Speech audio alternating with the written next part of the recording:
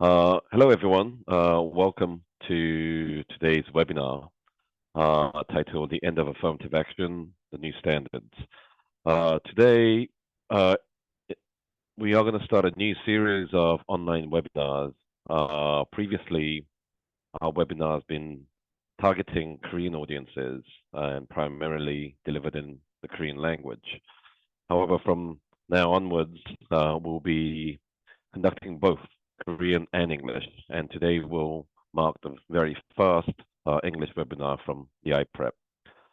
Before I introduce the presenter, I think today's topic is very important because it doesn't apply necessarily only to seniors, but juniors, sophomores, and freshmen. One of the difficulties that we had during the early admission process was this new standard. Many universities in the US adopted and adhered to the UNC and the Harvard affirmative action case. A lot of you may have heard this on the news, but if we go into the details a little bit, it just provided a new guidelines for future college admissions. Everyone knows that these two Supreme Court cases put an end to the era of affirmative action. However, the Supreme Court requested and demanded universities to consider the following elements in their admission process. One was the background essay, the second was the diversity essay, and the third was the community contribution essay. Prime example would be that of Harvard. So Harvard, the past 20, 30 years, maintained its signature essay where it didn't have a word limit. You could literally write about anything you want. And technically, all you had to show was how you are different from others. However, after this Supreme Court case, they've introduced and they amended this long-standing essay to 5 shorter essays. One being your background essay. So, what is your background? How did your life experience mold and shape your perspective? Second, talk about the diverse perspective that you have. And third, how are you making positive contribution to your society? Okay, so in addition to the common Y major essay and the activity essay, a lot of students had to change or alter their early school choice because they did not have the necessary experience to develop this narrative. And it's pretty sure that this trend will continue for the next 10, 20 years. And in that sense, it will be critical for future current high school students to know what the changes are, what are the elements of the evaluation universities will be looking for, and make sure that they align, develop, and manifest the extracurricular activities to best respond to the anticipated narratives that top tier schools are now looking for in their applicants. Uh, so now I will turn the presentation over to Hanung-sim. Hanung-sim graduated from Dartmouth and BA from Dartmouth and graduate school from Harvard. She is a senior consultant at diaprep. She is responsible for, one, the management of consultants. So many assume that I am responsible, but yes, I am, but all the micromanagement and the detailed developments are conducted by her. Second, she arranges, plans, and executes extracurricular activities, especially for students applying to top tier schools, top 20, top 30 ranking schools.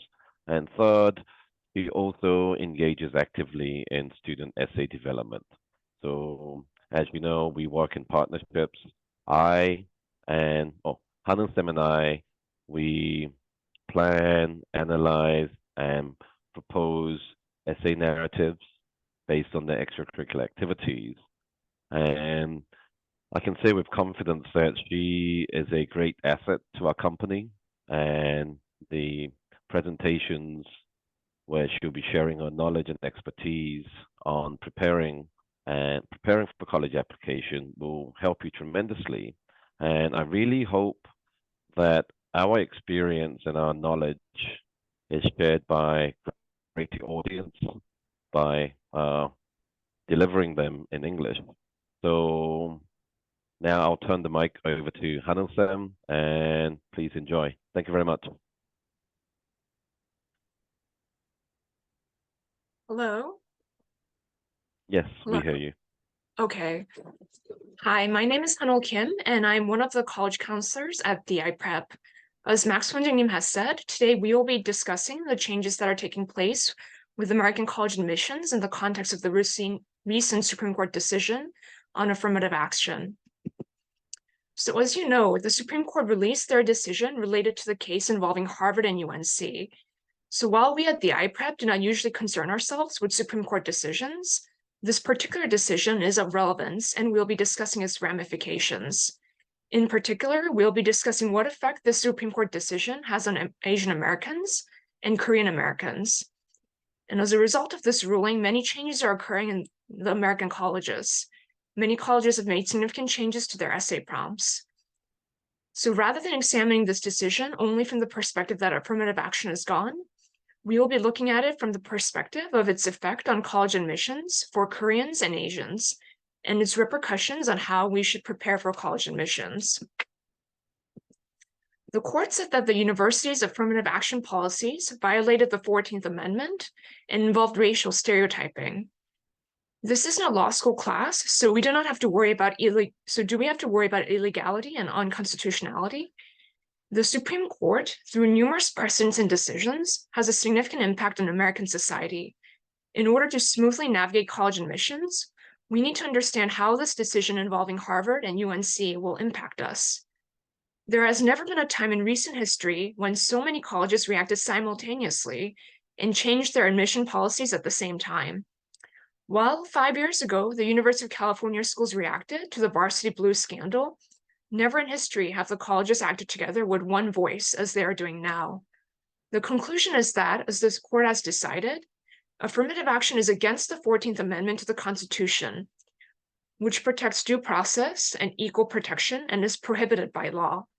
The court ruled that affirmative action is unconstitutional because it was against stereotyping. While some people argue that this decision was made by conservative judges, it is more constructive for us, rather than having a political discussion like that, to examine what impact the decision will have on college admissions. First, let's consider what is the background. A lawsuit was initiated by an organization called Students for Fair Admissions. Most of the members of this organization represent the interests of white people and Asian people. The reason for this lawsuit was that this organization felt that Harvard, UNC, and most American colleges favor certain races in the college admissions process and is unfair to whites and Asians. The lawsuit was initiated by Koreans and Asians. The reason why we should examine this case closely. If the case were initiated by white people, there wouldn't be a reason to examine it as closely. This was the argument. High-achieving Asian Americans lost out to less academically qualified students. Their stance was that Asians, in terms of academics, test scores, extracurriculars, and other qualifications, were qualified applicants, but faced disadvantages in the admissions process due to their race. The Supreme Court affirmed this perspective, citing the 14th Amendment, with the decision that affirmative action is unconstitutional. What I think is important is to examine the thought process of Asian Americans. While it seems that we won, I'm going to argue that we didn't actually win. Although affirmative action has been removed, looking at the ruling and the response from the universities, it appears that a much more unfavorable environment has been created. The reason is that what the universities interpreted from this ruling and the arguments presented in this lawsuit are slightly inconsistent. This is the case no matter how much Asian Americans say that stereotyping is gone. I will be examining this phenomenon in the context of some data from the Pew Research Center. According to this survey data, only 20% of Asians believe that race, ethnicity, socioeconomic background should have an impact on college admissions. In other words, 80% or most people do not believe that race or socioeconomic background should play a role in college admissions. Instead, in college admissions, rather than the applicant's background, their GPA, SATs, athletics, and other similar factors should be the most important consideration. I'm guessing you who are listening to this webinar feel similar to the 80% who believes this. The data suggests that most people believe that in order to attend a good university, the factors that matter are not ethnic background, race, socioeconomic status, but a good GPA, high SATs, well-developed activities, and family background. This is the background of the lawsuit. While this is the perspective that many people have, the Supreme Court did not touch upon these perspectives. The Supreme Court decreed that affirmative action itself is unconstitutional based upon the 14th Amendment. When we look at the court's decision, we must consider the reason behind the decision. When we examine the reason, we'll become aware that this decision doesn't put us at an advantage, but has significant negative repercussions. As we mentioned before, most Asian Americans believe that college admission should be based off of GPAs, SATs, extracurriculars, and family background. It is notable that even before the Supreme Court ruling came out, admissions officers widely expressed that Asian American applicants, including Korean American applicants, lack desirable personality traits. Admissions officers say that most Asians do not have the desirable personality traits that colleges look for. They cite a lack of creativity and self-expression. So race, affirmative action, this does not impact us as we are not a minority. We are not African American or Hispanic or Native American. What was the stance that Asians supported that we mentioned before? It's that GPA, SATs, extracurriculars, and awards, which are their strong points, should be what colleges emphasize in college admissions. We have to notice that what Asians perceive as their strong point and what admissions officers are looking for are not the same. For the admissions officers, race is not a factor. What we need to understand is what is the desirable traits and individuality that colleges are looking for. This is not grades. Having high grades doesn't put you at an advantage in college admissions. What admissions officers constantly tell us is that good grades are good, but Asian applicants lack the ideal traits they are looking for. Not only do admissions officers say that Asians lack their personality traits they're seeking, they also say that we lack creativity and self-expression. As a result, in college admissions, we are not competitive applicants for college admissions. This is not something expressed by a specific school, but something that many admissions officers have said. Given this, there is no reason for us to believe that the end of affirmative action is something beneficial for us. What we have to learn instead is that affirmative action never concerned us in the first place. What we need to know is how admissions officers evaluate Asians. The Asian stereotype is to be fixated on scores. The Supreme Court case indicates the problems common with Asian applicants. To emphasize it yet again, Asian applicants lack the personality traits emphasized by the colleges, lack creativity, lack self-expression, and lack leadership. That is the reason why colleges do not select Asians. So let's turn the focus to ourselves. Are these personal traits evident in your resumes? Or does it simply reflect the areas that Asians believe should be important for college admissions? From what I have seen, around 90% have focused on the areas that most Asians believe should be prioritized: GPAs, SATs, extracurriculars, and family background. But what do the admissions officers say? They say this isn't it. It's not what we're looking for. First of all, do you Asians know what desirable personality traits we emphasize? So if you're applying to colleges this year, or you are preparing to apply to colleges and have a set school in mind, find out first what the vision of that school is and what their core values are. The sad truth is that we don't examine and consider these aspects. We are obsessed with rankings and scores. The admissions officers have clearly said this is not their focus. The admissions officers have been telling us, don't be fixated on scores, pay attention to what kind of personality traits we ask for, and in terms of your activities, do not focus solely on honors and awards. If you want to stand out from the crowd, do activities that showcase creativity. Also, as a future leader, you need the ability to express yourself. But why do you simply have a managerial role for the different activities you participate in? rather than taking on the kind of leadership that we are looking for. We need to pay attention to these aspects, not simply that affirmative action is unconstitutional. Something interesting that I want to point out, while the Supreme Court has said that affirmative action is unconstitutional, there is this interesting part. Let's examine what the Supreme Court has written.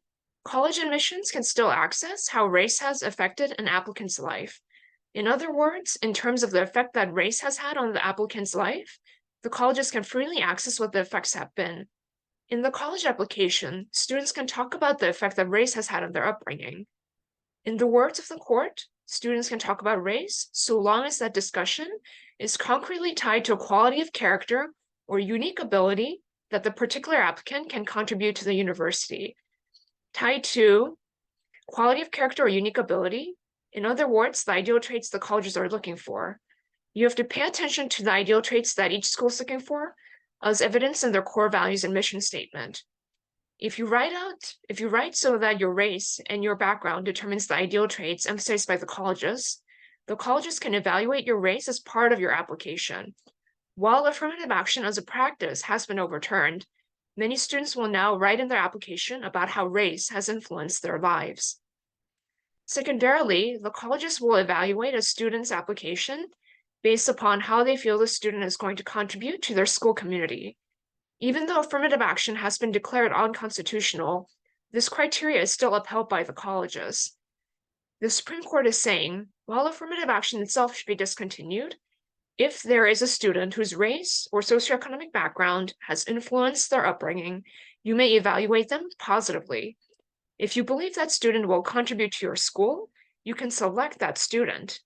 Given that the court has decreed that evaluating students in such a manner is not unconstitutional, the college admissions process has become harder for Asians. The reasons are evident when we examine these key words: applicants, life. Most Asian kids live comfortable lives. If someone asks, "Have you encountered a challenge in your life?" they say, "I received a B," or they say they were rejected from a summer camp. Naturally, one compares Asian kids to kids who don't have a home or don't have money, so had to buy used books. So whose story is more compelling and manifests the core values that are emphasized by the colleges, in particular leadership? A student who volunteers 2 to 3 hours weekly at a nursing home, or a student who takes care of younger students and makes academic opportunities available to them in a crime-infested neighborhood? The latter is more contributing to society. Therefore, people who take the Supreme Court decision and say now we Asians will have a better chance to college admissions are misled. They're definitely being misled. For about the next 3 years or so, the court's philosophy and guidelines will have reflected in American college admissions. Already, colleges are starting to change their essay questions. Be sure to remember this slide. Through their application, through their essays, applicants can talk about how their upbringing was difficult and shaped them. However, writing about those aspects will only be beneficial if they reflect the college's core values. Colleges can legally consider the applicant if they connect these aspects to how they will contribute to the college's community. The main point of this slide is first, whether you can manifest the college's values through your life, and second, whether my experiences have shaped me to make contributions to the college's community. While affirmative action itself has been declared unconstitutional, the court has declared thus. The court didn't say race should not be a consideration. They said if a student seems to reflect your ideal traits for an applicant, you can admit that student. A few slides ago, we said that Asians believe college admission should depend on GPA, SATs, awards, and extracurriculars. But what is the admissions committee saying? They're saying that we don't care about those criteria. Asian students are not demonstrating the ideal traits we emphasize. So the takeaway message for us is that we have to know what the ideal traits emphasized by the colleges are, how we're going to manifest them through our essays, and how to demonstrate through our application resume how we are going to contribute to the college. In the case where these guidelines have not been met, college admissions are going to be difficult for Asians. Take note of this point. People who still believe that college admissions is based upon scores, those who believe that affirmative action is over, now that affirmative action is over, I will be able to take over the spots that were previously given to African Americans, should know that they are being misled. The colleges are still committed to the holistic review process. They in particular will use a student's essays to determine whether a student has the ideal traits emphasized by the particular school. This is the reason for the importance of supplemental essays. When a student completes an application, the supplemental essays are the only portion that differs according to each school. Whether the student is applying to Princeton or to Harvard, the application differs only in terms of the supplemental essays. So the supplemental essays are the final checkpoint for the colleges in ensuring that the applicants have the ideal traits and narrative that each school emphasizes. This is what the Supreme Court is telling us through their recent decision. While affirmative action is gone, it is constitutional and lawful for the colleges to use their supplemental essays to choose applicants based on the ideal traits that each college emphasizes. In conclusion, the Supreme Court decision on affirmative action does nothing to help us Asians. In fact, I think college admissions have become more difficult for Asians. The admission criteria that Asians have espoused, GPA, SATs, awards, extracurriculars, have been discarded in favor of the ideal traits that admissions officers have constantly said Asians lack. They don't have creativity. They don't have leadership. They don't have self-expression abilities. The Asian students applying for colleges from now on will need to demonstrate these aspects through their activities and essays. This is what I feel is the most important takeaway from the Supreme Court's decision concerning Harvard and UNC. The admissions officers have a subconscious bias against Asians. They believe that they do not demonstrate the ideal traits of their school. They cannot satisfy our requirements. The admissions officers will be judging applications from Asian students with this kind of attitude. So through the college essays and our activities, we have to show that we are not stereotypical Asians. So the key narrative, the point that the Supreme Court and the admissions officers who have made official announcements are trying to make is that community contribution matters. We Asians can no longer use the argument that we are minorities. We can no longer make the hardship argument because while initially the practice of affirmative action protected people who argued that they are minorities, now the court and admissions officers are saying, if you have a hardship, write about it. They no longer automatically have an advantage because they are a minority. They have to demonstrate the effect that the hardship has upon their upbringing and how it will allow them to contribute to the school. Their degree of hardship doesn't compare with the degree of hardship Asians face. So it'll be difficult for us to use the minority argument. Instead, we should demonstrate how we are different from other Asians and demonstrate self-expression, leadership, the ideal traits desired by the colleges, and finally, creativity and individuality. These details should be the focus of our efforts when writing college applications. So if these details are in your college applications, that's great. I want to give this piece of advice to students applying to colleges. If you are a senior and if you are writing college essays, evaluate whether these details are present in your college application. If you are a junior, evaluate whether your activities demonstrate the ideal traits desired by the colleges. If you need professional assistance to evaluate yourself subjectively, seek professional help. For the students currently in 9th and 10th grade, these changes are going to become more dramatic as time passes. So to prepare for 12th grade, please keep these details in mind. These changes are a result of the Supreme Court decision and subsequent announcements from admissions committees. Aside from what we have already discussed, what are other changes that colleges have undergone? First, there are schools that have declared they will make changes to the current year's application questions. In the case of Cornell, only one of their colleges changed their essay question. Columbia, Cornell, WashU, Vanderbilt, UPenn, Carnegie Mellon, UC, and UMichigan have largely not changed their essay questions. The reason for this lack of change is likely that the essays for these schools already emphasize the ideal traits mentioned in the Supreme Court decision. Second, there are schools like Princeton and MIT, which decided later, compared to other schools, what changes they want to make to their essay questions. In terms of the schools that changed their essay questions, Brown is one of them. Brown got rid of their perspective essay. Let's get the essay that they added. It should sound familiar. In the case of Brown, their new essay question asks, where do you come from? So it's a typical background essay. What influence has it had on your upbringing, and how will these experiences allow you to contribute to Brown? These are aspects we have seen before: your background, your life, community contributions you can make. While I'm analyzing this because it is my job, even you should analyze these aspects when presented with such important information. Or you can listen to the advice of people who have analyzed the situation. Anyone who says that because affirmative action is gone, college admission should be easier on us Asians is wrong. College admissions has become more difficult for us. Brown embraced the decision of the Supreme Court and changed their essay questions. Stanford changed their third essay question. In the past, the essay asked the applicant to tell them something that is meaningful to them. Now the essay focuses on their life experience, interests, and character, and how the student would contribute to Stanford. These are words that are familiar to us by now. The school that has changed the most drastically is Harvard. Unlike the past, Harvard has 5 supplemental essays now. In their new essays, the question that is the most radically different asks the applicant how through their unique life experiences they will contribute to Harvard. Do you see the pattern now? So let's look at Yale. Yale used to have 2 essays, but now they have 3. They now ask how your personal experiences will enrich Yale. So you will notice a repetition of the same changes. So let's look at Johns Hopkins.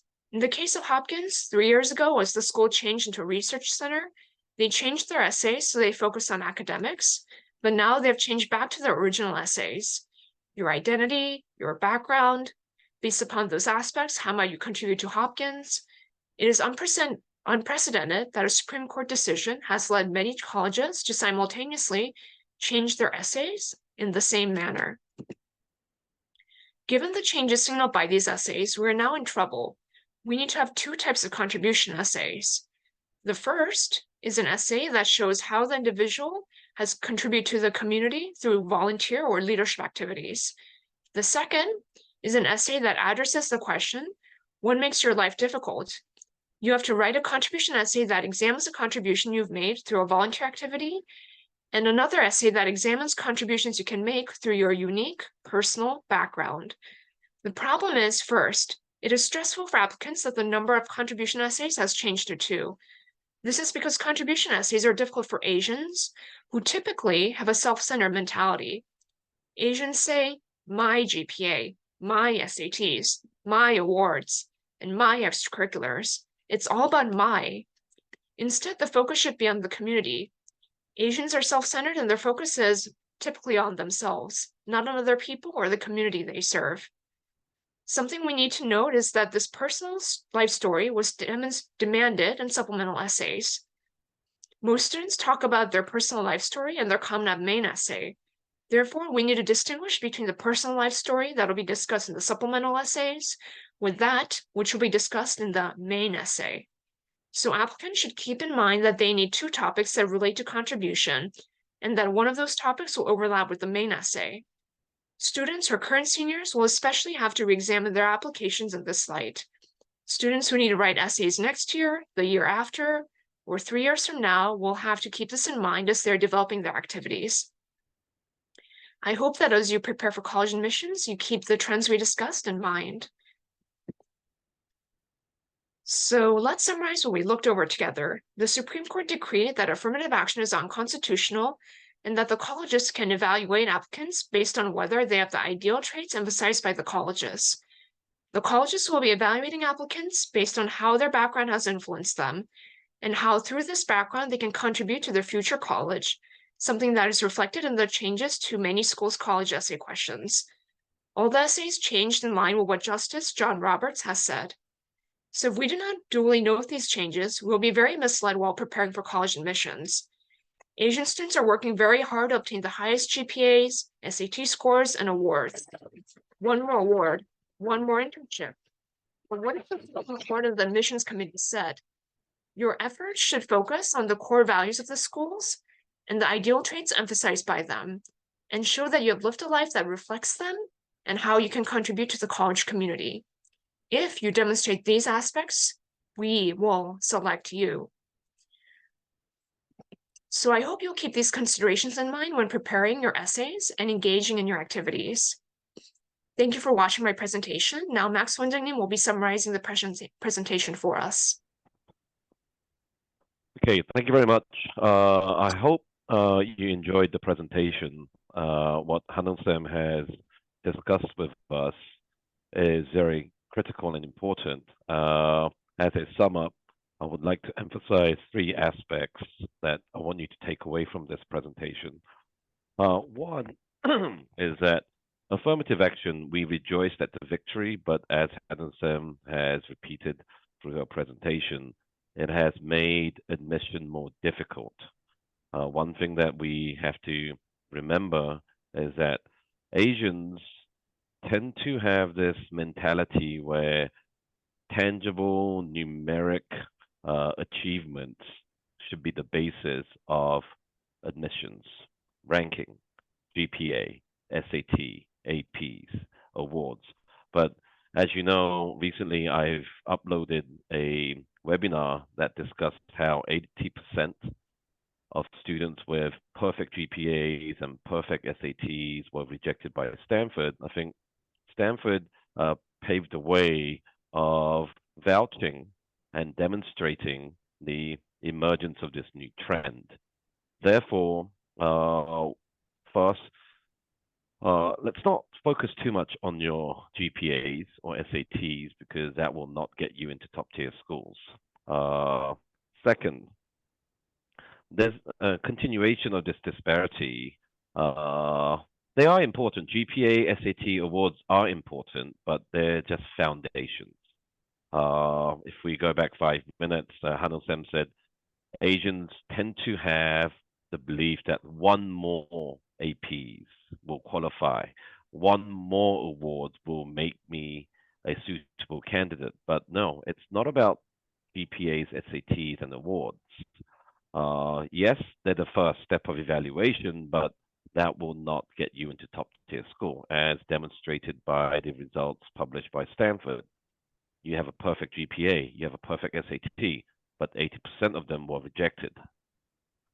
So, two is that we do have to look at the, we do have to understand that beyond these tangibilities or these tangible numbers, what are schools looking for? I think the key words would be personality, character. And as Hanung-Sam has put it, the very first step you should do, or the very first step that you should be focusing on when selecting a school is to not to look at the US News ranking and say, wow, top 10 schools, top 15 schools. Or some people even go into, oh, I'm going to look at rankings by major. No, that's not it. What you should be doing is go to the school that you are interested in and familiarize yourself with their core values, their mission statement. Because as we discussed, the Supreme Court case did give leverage to the universities to utilize their core values and mission statement to accept, admit, and evaluate students' background, personality, and differences. Therefore, if you're interested in Harvard, you must know what their mission core statement is. If you're interested in Columbia, Brown, Cornell, identify these statements so that your combination of your extracurricular activities represent the personality, character, leadership traits that are reflective of these visions. Let's, as an example, based on the question that was raised in our chat room, let's imagine that a student has, I don't know, 10 international awards. What does that represent? What does that tell us about the student?